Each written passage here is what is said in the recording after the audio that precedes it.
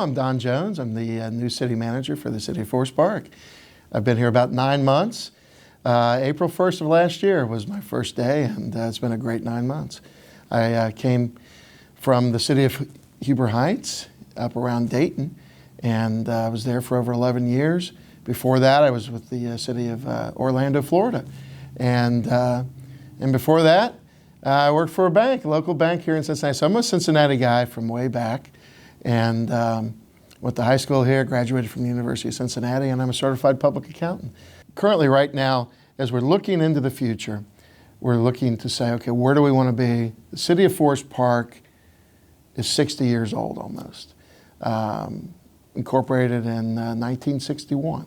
So there's 60-year anniversaries coming up next year. It's been a great first 60 years, but there's been a lot of change. What Forest Park was that made it a great community is going to change. Where that change goes is up to us, and this is where we're focused. As we move forward, the city's had a great history. We're one of the first planned communities in the United States. We've always had a history of being well planned, well laid out, great park district, great park land. Everything's where it should be. We need to make changes in the existing plan and update it for the future. That way we know where we're going to be for the next 60 years. So the planning process right now is number one for us, but planning incorporates many different aspects. Planning means you're planning for us, it means we're planning for a sustainable future. In terms of where we're going, we're going to engage the community, ask them what's important, survey them, bring them into the process, and talk about things that are important. We also have to make sure that they're sustainable. So single-family homes, financial health of the community, parks and recreation, all of those things, shopping, location, transportation, everything that goes along with that training. So we need to make sure that our infrastructure and the way we see our community incorporates those new technologies that may not even exist right now, but have the ability. A great plan has the ability to change and still maintain its core values.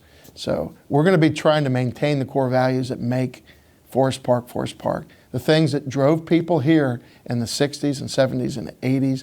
They came here for a good life, a great community, a great place to raise their kids, and they did that. A great place to work, a great place to commute to work.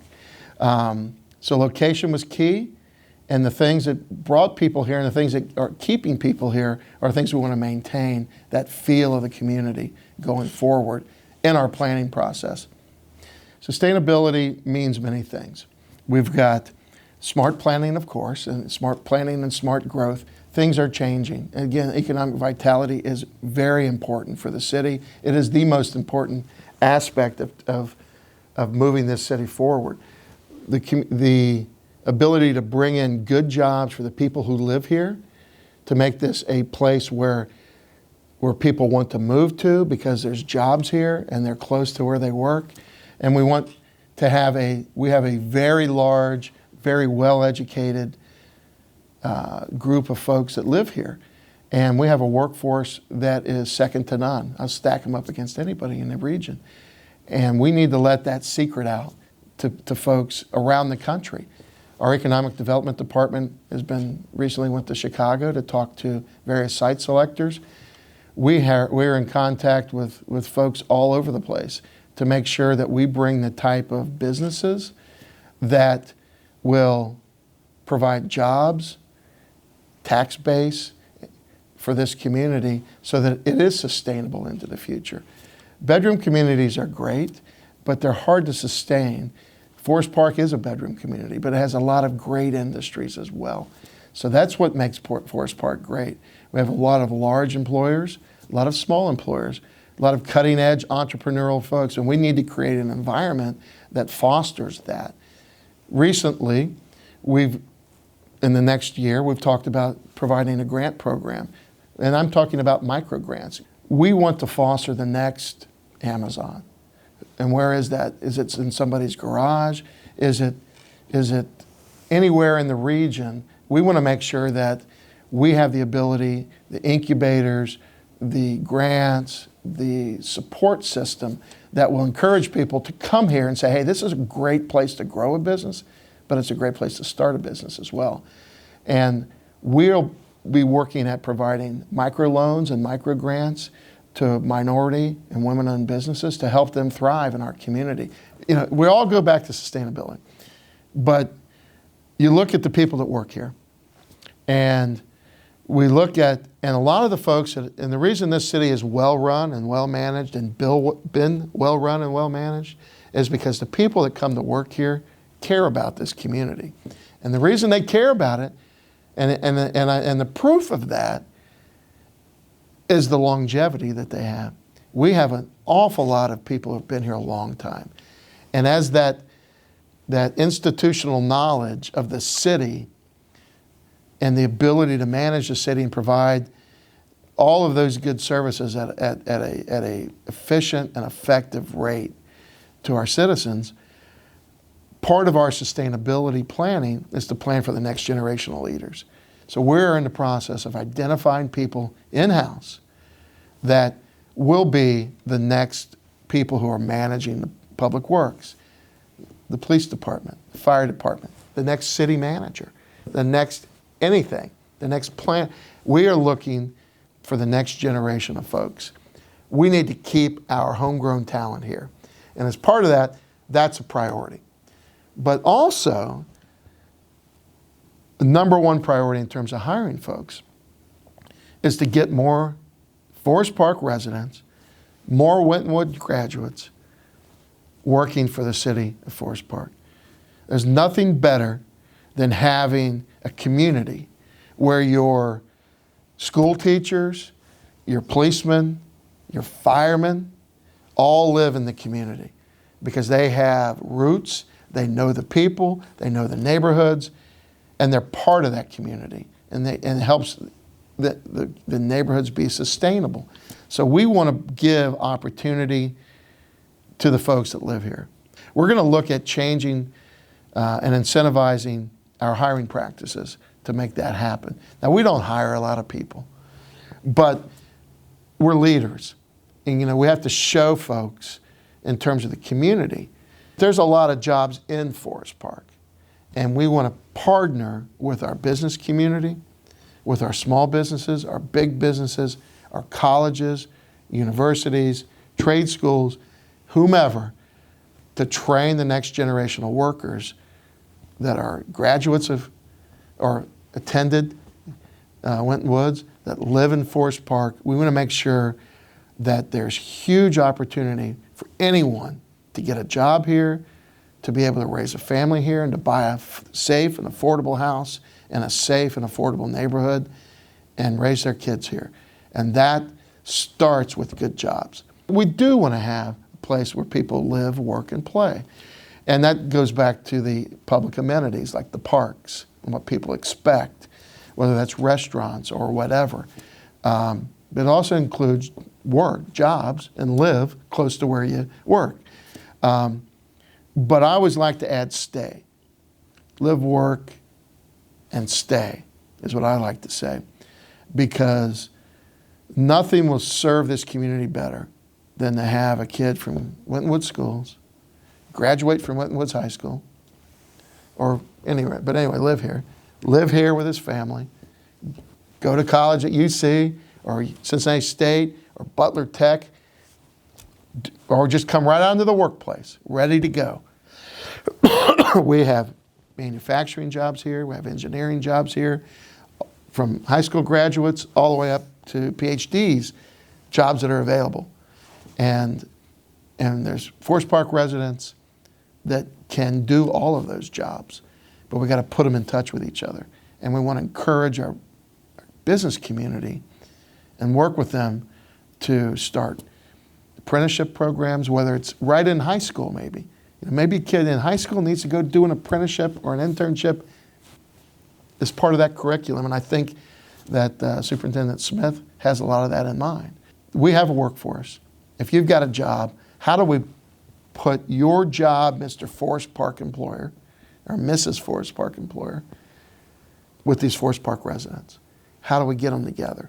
And when we figure that out, that'll be a good thing for everybody. That makes neighborhoods better, makes the schools better, makes a place where you can live, work, and stay all the way, buy a house here, raise your kids here, and start them over through the school system, and it keep repeating itself for a sustainable neighborhood ecostructure that all revolves around good jobs in this community for the people of this community. The most important part of any community is its neighborhoods and its people. We have to make sure that our neighborhoods are sustainable. So this is the year of sustainability, but it's really the year of the neighborhood. And more important than that, the year of the neighbor. We're going to focus on improving our neighborhoods, little things at a time. Little things matter. We subscribe to the premise that little things matter. We're talking about trash, garbage, traffic, speeders, things that people might complain about in a neighborhood, tall grass, little minor things that people say, well, why are you paying attention to that? We pay attention to it because we live in a city, and we as citizens have certain obligations to each other. If you want to live in a community like this, you've made the decision to live next to someone, to live in a neighborhood, to live on a street, to live in a C section or a H section or whatever section you're in. People in this community care about where you live, and they know their sections, and they care about their sections. It's unique to Forest Park. So we are making sure that we listen to the citizens and try and engage them to become better neighbors. Over the next year, we're going to be looking at, we had our first pop-up party in the park last summer. It was in the H section, and Councilor Chelsea Moore was a good part of that. And we hope to replicate that in all of the sections, where we block off a couple streets, we get the neighbors together, and they throw the party. And they get together and have a festival of some sort where they meet each other, have a barbecue, something that brings people together throughout the summer. We hope to do at least 4 of those next year. We're also going to do, we have our Jazz Fest every year, which is a tremendous success. I invite everyone out to see it. In terms of the region, it's well known. In terms of the country, it's well known for the types of artists that we've brought. And we're going to do it again this year. August 1st will be the date of the Jazz Fest, and we've just started planning for that. We hope to make it bigger and better, and but it's something that the citizens of this community can look at and be proud of and say, this is what makes us Forest Park. But we're also going to expand that and take that into the neighborhood parks. So we'll be having smaller music nights, maybe movie nights, or a combination of music and movie nights in our local parks, again, to bring the neighbors together so they can meet each other. Last year, we changed our way we enforce our grass codes. Tall grass was a big complaint around this community. And it wasn't like it was a lot of properties. It was just a property here, a property there. But those little small things can bring down a neighborhood. And we want to make sure that we make every effort to make sure that people are aware that they need to have certain maintenance standards, because this is what our community expects. That's what your neighbors expect. When you park your car over the sidewalk, people think, well, I'm just over the sidewalk, it's no big deal. But when you park your car over the sidewalk, that means the kids can't walk down the street to go to school. That means the elderly person in his scooter has to drive out around you, out into the street. And it's just not neighborly. We also offer assistance to folks who need it. And we have a property maintenance assistance program where we can offer and pay for a portion of those needed and necessary property maintenance issues, improvements. So people just can't afford it. And we want to work and expand out into our volunteer community, whether that's churches or nonprofits or Boy Scouts, Girl Scouts, whomever, any kind of group of folks who want to serve the community, and bring them into the community to help our citizens who need help cutting grass, need help painting their house, and facilitate that.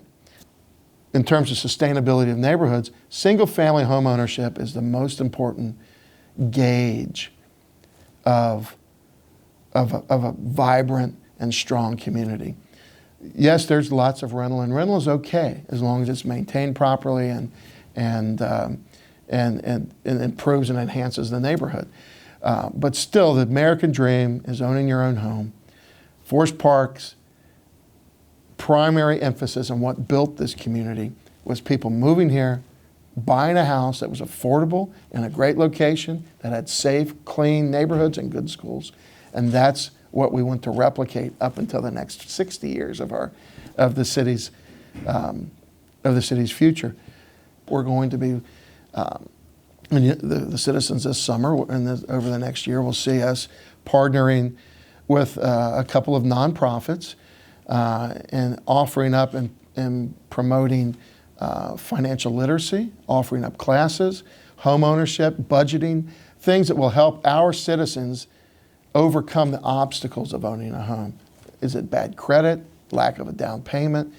Go through these programs, and there will be, for qualified individuals, there will be a down payment assistance program that'll help folks buy homes, take those homes, and turn them into single-family, owner-occupied homes that will strengthen all of our neighborhoods. When we talk about neighborhoods and sustainability, and people wanting to move here, good jobs, good schools, good homes that they can afford to move into and live their lives and educate their kids.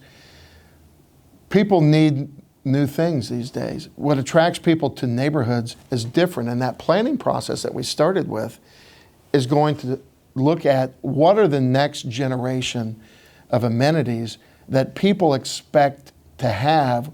So in our planning process, we're looking at what kind of amenities do we need to offer. And we've noticed that we need to activate our parks. And when we say activate them, we've had when we're talking about just grass, those are passive parks. People come and do what they like. But they want to see things. So we, last year, for the first time in about 20 years, we have put together and this upcoming year, we're in the process of coming up with a master parks plan. Last year, we went to the state and we're searching out grant funding. And we're happy to say that we were successful for the first time in 20 years in getting some money, at least allocated. Now, it's not official yet, but that's why I don't want to get into the amounts. But we are looking to activate and have major improvements to Central Park. We want to have a community park right here in the center of our town. We have our municipal building here. Right next door is our fire department. Right behind us is the police department. Right behind that is our senior center. This is the place, this is the point where the community comes together. This is the heart of the city. We're going to make Central Park our premier park. This will be a place where if you get folks in from coming out of town and they've never seen Forest Park, this is where you'll take them and say, look, this is the community I live in. This is beautiful, isn't it? This is really nice. It's a nice amenity, and it'll be something that the people can be proud of, that will offer types of activities that are not already offered. We're talking about a walking trail. We're talking about some sort of water feature, like a water park, or at least a fountain, a splash park type of situation. We're talking about exercise equipment to help our We Thrive organization, where we're focusing on the health of the community. It could be as much as $750,000 to make these park improvements. We've received some funding from the state, and we'll be talking more about that into the future. But each park is going to get looked at. We're not just going to say, well, wait a minute, this is all we're doing. And we've talked about bringing different things to the parks, whether that's a music element or whether that's a night at the movies, and activating those parks so that they become a place that people can say, well, this is where we go to play baseball, and it becomes a really nice baseball facility. This is where we go to play soccer, And that doesn't mean that every place has to have a baseball field or every park has to have a soccer field. But what it means is that as a community, we have top-notch amenities and top-notch facilities. Again, talking about the public amenities, we're talking about not only parks, we're talking about planning for the future in terms of how we're going to repurpose shopping centers, and maybe those need to be, if we look out on the Northland Shopping Center, we've turned an old strip center with the help of two local businesses who wanted to stay here and wanted to grow, and turned that strip center into a manufacturing, clean manufacturing that fits the use and creates and saves 300 jobs in this community. We're looking at repurposing the mall, things like that. Whatever the mall is today, it won't be that 30 years from now. It will be completely different. It may be some sort of, who knows, it could be housing, it could be a mixed use development, it could be anything. That's our planning process. Recently, with the help of Hamilton County and the Hamilton County voters, of which Forest Park residents supported it, passed a levy for the new libraries. We have a wonderful library, and because of our citizens' engagement, they showed up at each of the libraries, the Hamilton County Library team, and brought in citizens and talked about what their needs were, what they wanted to see, what was good, what was bad, what could they do better, what do they like. And when they came to Forest Park, over 100 people showed up. And we had, according to the library director, the biggest turnout for any library in Hamilton County. We were the most actively engaged community in the process. With the help of Councilmember Moore, we were engaged. She put the city at the forefront of this whole process. Paul Brehm, our economic development director, worked hard as well. And all of the city staff and people, and the mayor, Mayor Johnson, actively involved in using everything we could to get us in the process. The good news is, while most libraries are being rehabbed, we're getting a new one. We're getting what they call a new next-gen library. And what that means is there's only 3 of these next new gen libraries being built through the county, and we received 1 of them. It's much larger. These are the largest libraries that they're building. We're working with them to provide land and a location. But libraries are, not only do they serve the community, they serve the schools, they serve the community. They're places where entrepreneurs come in their workspaces that they provide to come and work on things to maybe become a business. So they are locations that become economic drivers. Whatever goes there, we're looking to build around it. And that could be a workforce center, a job training center. It could be a college campus, a satellite. It could be anything. We hope to turn it into an area that becomes the economic driver for a whole community that will save a neighborhood. So we're really enthusiastic about the possibility and the fact that that we've got this already approved new next generation library that we can use to use as the catalyst for redeveloping parts of our community. So thank you very much. It's to the folks at the library for listening to our folks who said, hey, we need bigger, and we'll take new, and we'll work with you. And if we have to provide the land for it, we will. You know, I've talked to some folks, a lot of folks, quite frankly. But some folks say, man, we got to move fast. And some folks say, man, I'm happy where we're at. I like the way the city is. Don't make any changes. It's perfect. But we need to be somewhere in the middle. And because we do have to change. And what people want in the future is different. And we need to identify that. And it really is about public engagement. And our city council, from the mayor all the way down, they listen to the constituency. They talk to the community, they talk to the neighborhoods, and they are all about transparency.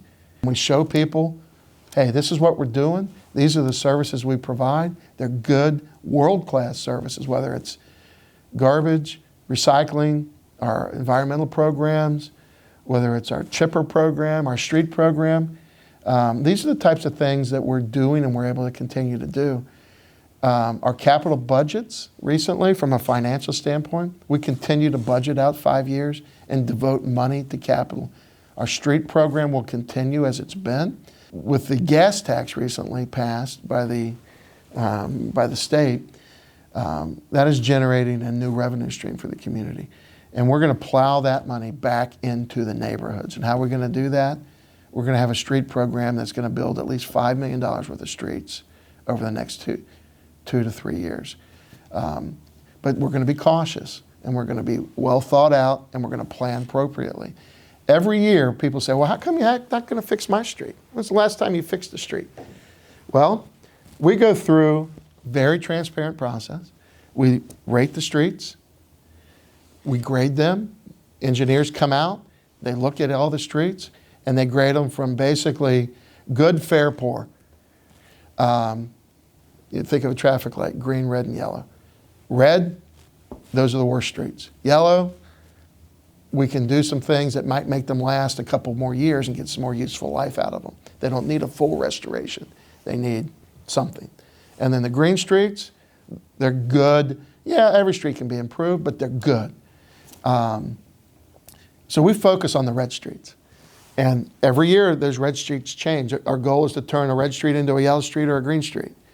But sometimes the yellow street turns into a red street because of all of a sudden, it's a year older. So bottom line is, we're going to attack the worst streets of this community in a very systematic, planned out process where we try and get the most bang for our buck. We're going to bid it properly. We're going to go through that process, and we're going to bid out, and we're going to have $5 million worth of construction on top of our regular street program that we're still going to have. This is on top of that. So that's one of the things that we're going to be doing in terms of capital. But they say, how can you afford that and you still need money? The general fund money is different than the capital money. Capital money, again, coming from the state, it can only be used for a specific purpose. We hope to improve and enhance our fire and police departments. They're at full complement right now in terms of the, and we hope to maintain that. This first program is an introduction to more detailed programs in the future, and we want to continue to engage the community and let them know with full transparency what's going on in their community.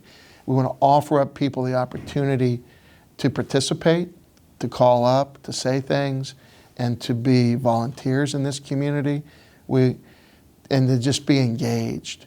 And it's number one of a series of many. Bottom line is, this is an opportunity that we're taking, and I'm going to thank Waycross for doing it, and being engaged with the community.